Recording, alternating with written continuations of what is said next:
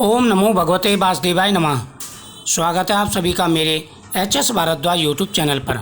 आज मैं आपको पुत्र प्राप्ति की पद्मिनी एकादशी की कथा सुना रहा हूँ। साल की सबसे बड़ी एकादशी है क्योंकि यह 3 साल के बाद एक बार आती है। इस बार योग बहुत ही अच्छा है। पद्मिनी एकादशी का व्रत करने से राजा कृतवीर को कृतवीर अर्जुन जैसा पुत्र प्राप्त हुआ।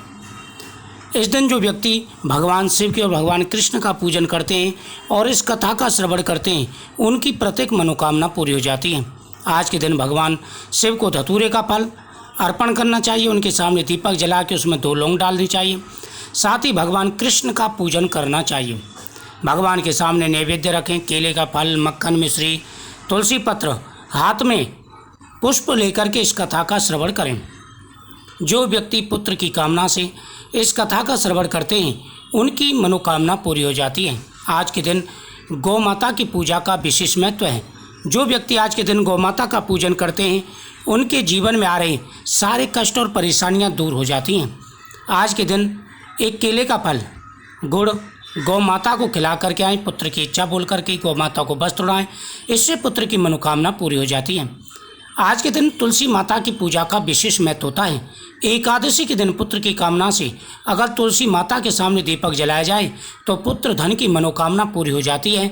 व्यक्ति धनवान होता है, पुत्रवान होता है। तुलसी पत्र भगवान कृष्ण के सामने समर्पित करने चाहिए और इस कथा का श्रवण करें। फिर भगवान के सामने चढ़ा हुआ नैवेद्य खाएं। धर्मराज युधिष्ठिर ने कहा कि हे प्रभु, आपने मुझे सभी एकादशियों का व्रत बताया, कथा सुनाई। अब कृपा करके अधिक मास के शुक्ल पक्ष की एकादशी की मुझे विधि बताइए, कथा सुनाइए। भगवान कृष्ण कहने लगे, हे धर्मराज युधिष्ठिर, तुमने बहुत ही अच्छा प्रश्न किया है। जिस प्रश्न के पूछने से संसार का भला होगा वह मैं तुम्हें बताता हूँ। साल में 24 एकादशी आती हैं, महीने में 2 एकादशी आती है, लेकिन अधिक मास की 2 एकादशियाँ मिला करके 26 एकादशी हो जाती हैं। एकादशी के दिन जो व्यक्ति विष्णु पूजन करते हैं, सालग्राम जी को स्नान कराते हैं, अपनी इच्छा बोल करके उन दीपक जलाते हैं, चंदन का टीका लगाते हैं, भगवान विष्णु के सामने तुलसी पत्र अर्पण करते हैं, उनके करोड़ों जन्मों के पापों का नाश हो जाता है और उनकी हर मनोकामना पूरी हो जाती है। इस दिन पूरे नियम के साथ में एकादशी का व्रत रखना चाहिए। झूठ ना बोलें, ब्रह्मचर्य व्रत का पालन करें, किसी से अपशब्द ना बोलें, किसी का अपमान ना करें। जो व्यक्ति नियम पूर्वक इस व्रत को करते हैं, उनके जीवन में कभी कोई कष्ट नहीं आता। अब मैं तुम्हें प्राचीन इतिहास सुनाता हूँ, ध्यान से सुने। महिष्मती नगरी में है नामक राजा के वंश में कृतवीर नामक राजा हुआ। उस राजा के 1000 स्त्रियां थीं, यानी 1000 रानियां थीं। लेकिन दुर्भाग्य से 1000 रानियों में से किसी को भी पुत्र नहीं था। राजा के पास धन था, वैभव था, सब कुछ था, लेकिन पुत्र नहीं था। अब राजा इसी चिंता में लगा रहता था कि मेरे पुत्र नहीं हैं, मेरे पितर मुझसे रुष्ट हो जाएंगे। उसके अर्घ को, उसकी पूजा को देवता पितर बड़े मुश्किल से स्वीकार करते थे, क्योंकि पितर कहते थे इसके बाद में हमारे वंश में कोई भी जल देने वाला नहीं है। राजा को बड़ी चिंता हुई। अब राजा ने रानी से विचार किया, कहा कि हमें पुत्र प्राप्ति के लिए प्रयत्न करना चाहिए। राजा दिन रात इसी चिंता में लगा रहता था। उसने विचार किया कि हमें तपस्या करनी चाहिए।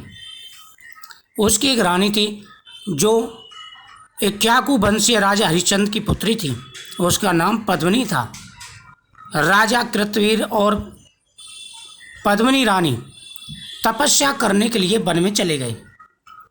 राजा ने गंधमादन पर्वत पर जाकर के 10,000 वर्षों तक तपस्या की। गंधमादन पर्वत पर जाकर के राजा ने 10,000 वर्ष तक तपस्या की, लेकिन फिर भी उसको भगवान ने पुत्र प्राप्ति का वरदान नहीं दिया, क्योंकि उसके भाग्य में पुत्र का सुख ही नहीं लिखा था। राजा निराश हो गया। राजा और रानी रास्ते में आ रहे थे तो रास्ते में अनसुईया माता का आश्रम था। अनसुईया माता वहाँ पर भगवान की पूजा कर रही थी। ओम नमो भगवते वासुदेवाय नमः मंत्र का जाप कर रही थी। रानी पद्मिनी ने वहाँ जाकर के देवी अनसुईया को नमस्कार किया और कहा कि हे माते, कृपा करके हमें संतान प्राप्ति का कोई उपाय बताइए। हमने काफ़ी वर्षों तक तपस्या की है, लेकिन भगवान ने फिर भी हमें संतान का सुख नहीं दिया, आशीर्वाद नहीं दिया। देवी अनसुईया ने कहा कि हे पुत्री, तुम्हें किसी भी प्रकार की चिंता करने की आवश्यकता नहीं है। मैं तुम्हें एक उत्तम उपाय बताती हूँ। अगर तुम पति पत्नी मिलकर के उसे करते हैं तो भगवान पुरुषोत्तम की कृपा से तुम्हें अवश्य ही पुत्र की प्राप्ति होगी। बेटी, आज से 2 दिन बाद पुरुषोत्तम एकादशी आ रही है। पुरुषोत्तम एकादशी को पद्मिनी एकादशी, कमला एकादशी भी कहते हैं। यह 3 साल में आती है। इस एकादशी का अगर तुम व्रत करते हो तो तुम्हारी मनोकामना अवश्य पूरी होगी। यह सुनकर के पद्मिनी ने व्रत की विधि पूछी तो उन्होंने कहा, 10वीं के दिन एक समय भोजन करें, जमीन पर शयन करें, फिर एकादशी के दिन सुबह जल्दी उठ कर के भगवान का पूजन करें।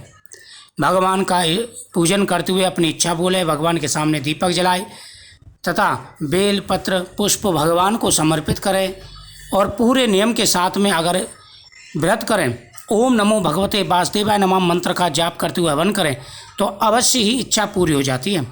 इस दिन भगवान शिव का पूजन करते हुए ओम नमः शिवाय मंत्र का जाप करते हुए भगवान को आप बेलपत्र अर्पण करें तथा भगवान कृष्ण को तुलसी पत्र अर्पण करें। इससे मनोकामना पूरी हो जाती है। इस दिन गौ माता का पूजन करना चाहिए। व्यक्ति के ऊपर भगवान की कृपा सदा ही बनी रहती है। इस प्रकार से देवी अनसुईया ने बताया और पद्मिनी रानी ने पूरी विधि सुनी।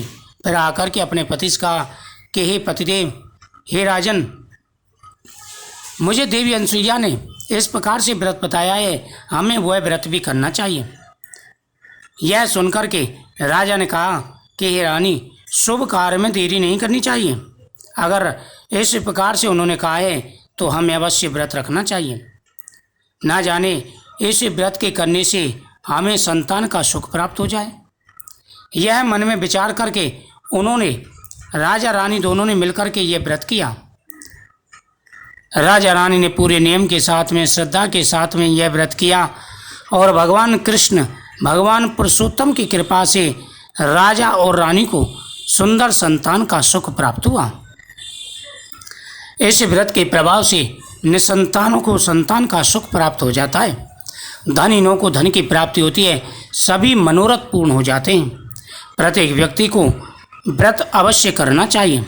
जो व्यक्ति पूरे नियम के साथ में व्रत करते हैं उनके ऊपर भगवान की कृपा सदा ही बनी रहती है। ओम नमो भगवते वासुदेवाय नमः मंत्र का जाप करते हुए जो व्यक्ति व्रत करते हैं उनके ऊपर कभी भी कोई कष्ट नहीं आता। इस कथा का श्रवण करें, भगवान की कृपा से आपकी मनोकामना अवश्य पूरी होगी। ओम नमो भगवते वासुदेवाय नमः।